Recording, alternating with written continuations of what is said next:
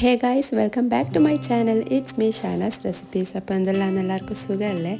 നമുക്ക് ചിക്കൻ കറീൻ്റെയും ബീഫ് കറീൻ്റെയും വെജിറ്റബിൾ കുറുമൻ്റെ ഒക്കെ കൂടെ കഴിക്കാൻ പറ്റിയൊരു ബെസ്റ്റ് കോംബോ ആയ ബട്ടൂരിയുടെ റെസിപ്പി നോക്കിയാലോ?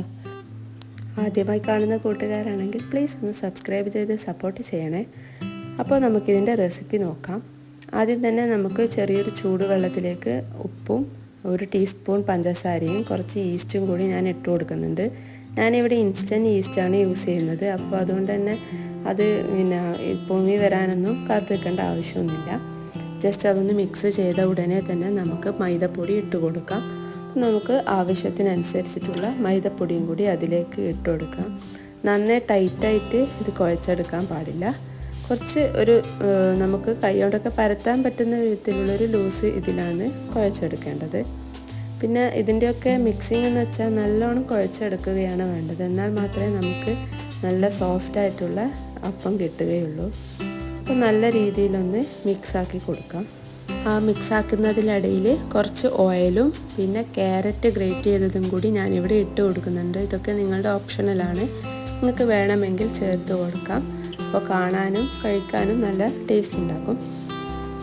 പിന്നെ നല്ലോണം കുഴച്ചിട്ട് നമുക്ക് വേണമെങ്കിൽ കൗണ്ടർ ടോപ്പിലൊക്കെ ഇട്ടിട്ട് നല്ലോണം ഒന്ന് കുഴച്ചെടുക്കാവുന്നതാണ്. അപ്പോൾ നമ്മുടെ ഡോ ഇവിടെ റെഡി ആയിട്ടുണ്ട്. ഇനി പണിയൊന്നുമില്ല, നമുക്ക് അതിൻ്റെ മുകളിലായിട്ട് കുറച്ച് ഓയിൽ തടി കൊടുത്തിട്ട് അത് ഒന്ന് റെസ്റ്റ് ചെയ്യാൻ വെക്കാം. അപ്പോൾ നല്ല ഒന്നിക്കിൽ പൊത്തി വെക്കാം, അല്ലെങ്കിൽ കുറച്ചൊരു നനഞ്ഞ ടവൽ വെച്ചിട്ടും നമുക്കതിവിടെ പൊത്തി വെക്കാവുന്നതാണ്. ഒരു ഏകദേശം തണുപ്പൊക്കെ ആണെങ്കിൽ ഒരു 3-4 മണിക്കൂറൊക്കെ എടുക്കും. അത്ര തണുപ്പൊന്നും ഇല്ലെങ്കിൽ ഒരു 2.5-3 മണിക്കൂറാകുമ്പോഴത്തേക്കും നല്ലോണം പൊങ്ങി വരും. അപ്പോൾ നമ്മുടെ മാവ് ഇവിടെ പൊങ്ങി വന്നിട്ടുണ്ട്. അപ്പോൾ ജസ്റ്റ് അതിൻ്റെ എയർ ബബിൾസൊക്കെ കളഞ്ഞിട്ട് ഒന്നും കൂടി ഒന്ന് ജസ്റ്റ് നമുക്ക് കുഴച്ചെടുക്കാവുന്നതാണ്. എന്നിട്ട് നമ്മുടെ ആവശ്യത്തിന് വലുപ്പത്തിൽ നമുക്കത് ഉരുളകളാക്കി മാറ്റാം. ഇനി ഓരോ ഉരുളയും നമുക്ക് കൗണ്ടർ ടോപ്പിൽ വെച്ചിട്ട് ഒന്ന് ജസ്റ്റ് പരത്തിയെടുക്കാം. അപ്പോൾ ഞാനിപ്പോൾ ഇവിടെ ഇത്ര വലുപ്പത്തിലുള്ള ഉരുളയാണ് ആക്കിയിട്ടുള്ളത്. അപ്പോൾ ഞാനത് 4 പീസാക്കിയിട്ട് കട്ട് ചെയ്ത് എടുക്കുന്നുണ്ട്.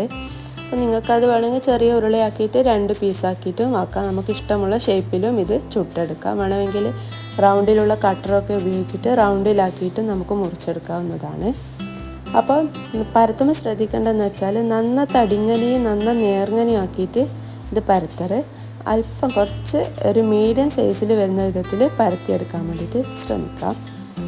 അപ്പോൾ കാണുന്നില്ലേ, ഇത്രയും തടിയിലാണ് ഞാനിവിടെ പരത്തിയെടുത്തിട്ടുള്ളത്. അപ്പോൾ നിങ്ങളതങ്ങനെ പരത്താൻ വേണ്ടിയിട്ട് ശ്രദ്ധിക്കാം. അങ്ങനെ 4 പീസാക്കിയിട്ട് ഞാനിവിടെ കട്ട് ചെയ്തെടുക്കുന്നുണ്ട്. അപ്പോൾ നിങ്ങൾക്ക് ഞാൻ പറഞ്ഞ പോലെ ഏത് ഷേപ്പിലും വേണമെങ്കിൽ ഇത് തയ്യാറാക്കാവുന്നതാണ്. അപ്പോൾ അതിൻ്റെ ആ ഒരു തിക്നെസ് നിങ്ങൾ കാണുമ്പോൾ തന്നെ മനസ്സിലാകുന്നുണ്ടാവും. ഞാനിത് മൊത്തത്തിൽ ഞാനിവിടെ ഇപ്പോൾ പരത്തിയെടുത്തിട്ടുണ്ട്. ഇനി ഇത് ജസ്റ്റ് നമുക്ക് ഏതെങ്കിലും ഇഷ്ടമുള്ള ഓയിലിൽ ചുട്ടെടുക്കാവുന്നതാണ്. ഞാനിപ്പോൾ വെളിച്ചെണ്ണയാണ് ഉപയോഗിക്കുന്നത്. നിങ്ങൾക്ക് ഏത് ഓയിലും വേണമെങ്കിൽ യൂസ് ചെയ്യുന്നതാണ്. നമുക്ക് ഈസ്റ്റ് ഇട്ടത് കൊണ്ട് തന്നെ ഓയിലിൽ ഇടുമ്പോൾ തന്നെ വേഗം പൊങ്ങി വരും. അപ്പോൾ നമ്മുടെ ഈ ടേസ്റ്റി ആയിട്ടുള്ള ബട്ടൂരി ഇവിടെ റെഡി ആയിട്ടുണ്ട്.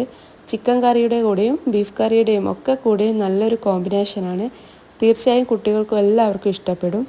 അപ്പോൾ എല്ലാവരും ഇതൊന്ന് ട്രൈ ചെയ്ത് നോക്കുക. ഫീഡ്ബാക്ക് അറിയിക്കാൻ മറക്കല്ലേ. Okay, bye bye.